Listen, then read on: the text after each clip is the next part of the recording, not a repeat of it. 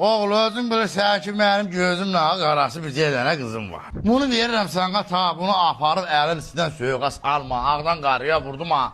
İndi başınızı salmağa bir daxmanız olsun hələ ki. Sonra indi bir təhər eləyərdiniz, aynə bayana lap yaxşı yaşayarsınız, geniş yaşayarsınız. Düz demirəm arvad. Allah xoşbəxt eləsin bala, yarıyanlardan olun. Ta kişi dedi, tay mən nə deyim? Yenə də deyirəm bala, bir kölgəliyiniz olsun, əsas odur. Xoşbəxt olun, xoşbəxt burnunuzu şoqqırın, əsl üzümə taydı görsən. Əmican, nə kölgəlik, nə daxma. Mən oğlan sizin qızınızı sarayda yaşadacağım. Bu sənin qadanı alım, nə yaxşı oldu ay kişi.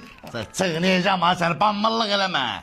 Gedən, toyumuzu eləyən, sonra baxarıq o saraya da görəsən, nəsə xoşsun görə.